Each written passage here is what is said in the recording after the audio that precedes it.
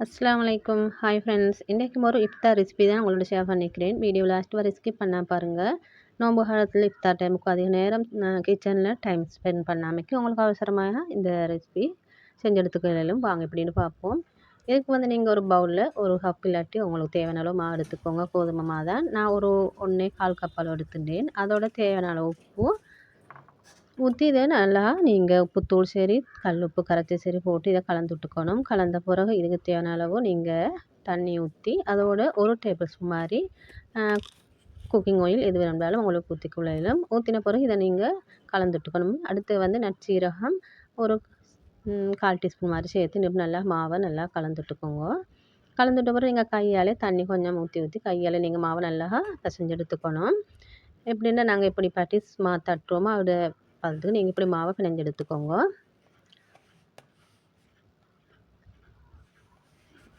நீங்கள் மாவை வந்து கையால் மாவு பிசைகிற டைமுக்கு நல்லா இழுத்து பிசையணும். அப்போ தான் அந்த மாவு வந்து நல்லா சாஃப்டாக வரும். உங்களுக்கு இப்படி பவுலில் பிசையலாண்டா நீங்கள் கவுண்டர் டாப்லேயே போட்டு இப்படி மாவை நீங்கள் நல்லா இழுத்து பிசைஞ்சு எடுத்துக்கணும். இப்போ இதெல்லாம் மாவை நீங்கள் இப்படி பிணைஞ்ச போகிற இது ஒரு பவுலில் போட்டு அப்படியே மூடி வச்சுட்டு ஃபில்லிங்க்கு கறி செய்வோம். இதுக்கு கறி செய்கிறதுக்கு வந்து உருளைக்கிழங்கு உப்பு மஞ்சள் போட்டு நல்லா வேக வச்சு இன்னும் எப்படி நீங்கள் ஒரு மெஷ் பண்ணி எடுத்துக்கோங்க. இல்லாட்டி ஒரு ஸ்பூன் வச்சு இப்போ ஒரு ஃபேன் அடுப்பில் வச்சு அதில் ஒரு 2 டேபிள் ஸ்பூன் மாதிரி ஆயில் ஊற்றிக்கோங்க. ஆயில் நல்லா சூடாகி வரச்சில் நற்சீரகம் கொஞ்சம் போட்டு அதை பொரிய விட்ட போகிறோம். அதோடய பூண்டு போட்டுக்கோங்க.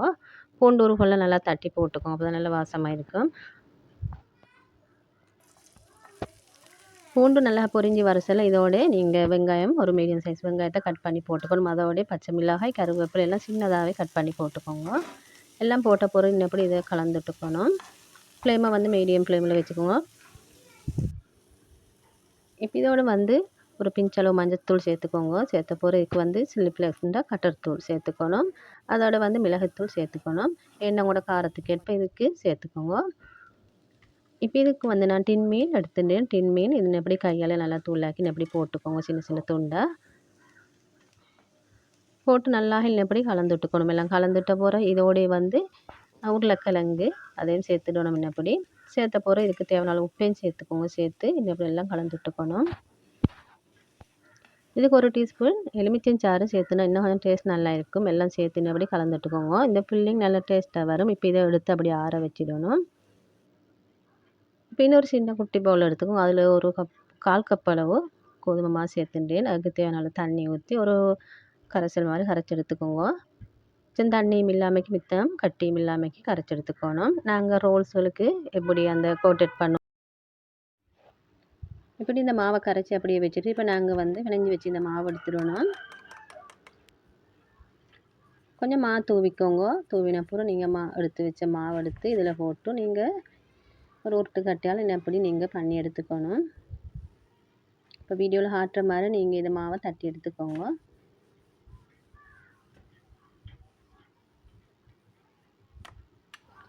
நீங்கள் மாவை வந்து சரியான பதத்துக்கு நீங்கள் மாவை பிணைஞ்சிருந்தால் உங்களுக்கு இந்த ஒட்டாமைக்கு உங்களுக்கு திருப்பி போட்டு இந்த மாவை வந்து உங்களுக்கு தட்டி எடுத்துக்கொள்ளலாம். இப்போ நாங்கள் காட்டுற மாதிரி நீங்கள் இப்படி மாவை தட்டி எடுத்துக்கோங்க மெல்லிசாக்கி.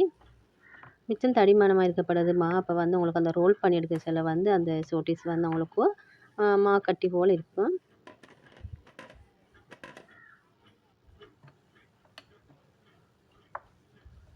நாங்கள் மாவு பிணைஞ்சி வச்சு இந்த உருண்டை பெருசாக இருந்தால் அவங்களுக்கு அதை 2 பகுதியாக பிரித்து எடுத்துக்கொள்ளலாம்.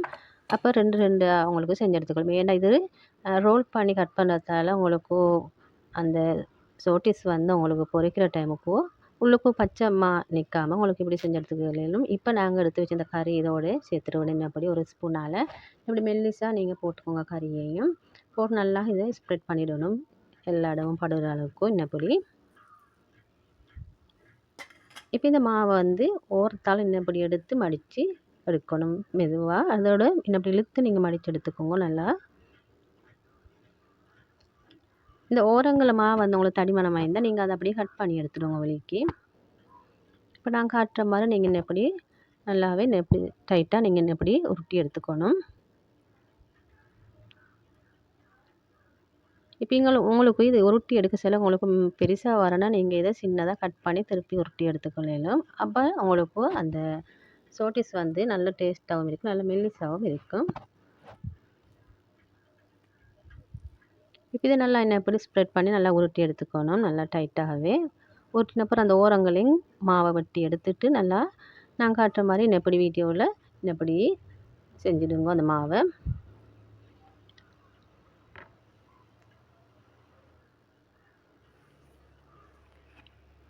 இப்படி தான் இருந்துச்சு. இப்போ இதை வந்து நான் கட் பண்ணி எடுத்துக்க போகிறேன்.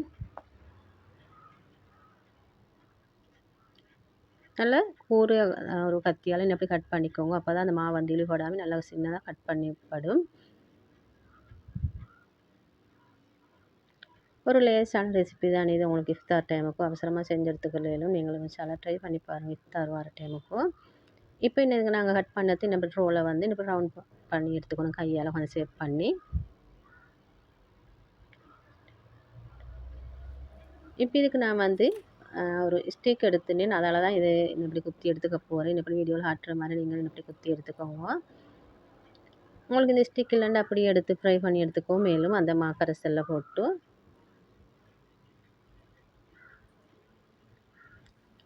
இப்போ உங்களுக்கு இந்த ஸ்டிக் வந்து நீட்டமாக இருந்தால் உங்களுக்கு இதை சின்னதாக துண்டு பண்ணியும் எடுத்துக்கொள்ளலாம்.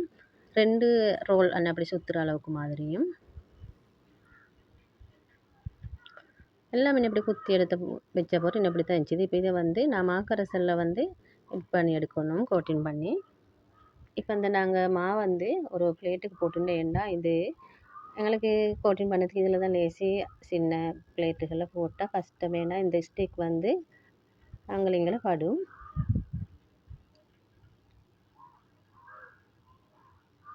அந்த கறி தெரிகிற பகுதியை மட்டும் நீங்கள் இந்த கோட்டிங் பண்ண முதவே நீங்கள் ஆயிலில் நல்லா சூடாக்கிடுங்க ஃப்ளேமில் வச்சு. ஏன்னா நீங்கள் இந்த ஆயில் சூடாகிற அளவுக்கு தான் இந்த சோட்டிஸை நாங்கள் இதோட சேர்த்துட வேண்டியது தான். இப்படி போட்டு ஒரு பக்கம் பொரிஞ்சு வரைச்சா மறுபக்கம் திருப்பி போட்டு பொரிச்சு எடுத்துடுங்க. இப்போ இது 3க்கு மட்டும் அந்த குச்சி இல்லை, அதால் தான் நான் அப்படியே போட்டுட்டேன். கறிகள் வெளியே வரும்னா ஒரு நாளும் வராது. இப்போ நான் இது ஃப்ரை பண்ணி எடுத்துட்டேன். இப்போ எண்ணெய் வடியை வச்சு உங்களுக்கு இது ஒரு பிளேட்டில் மாற்றிட்டேன். இப்படி தனிச்சுது.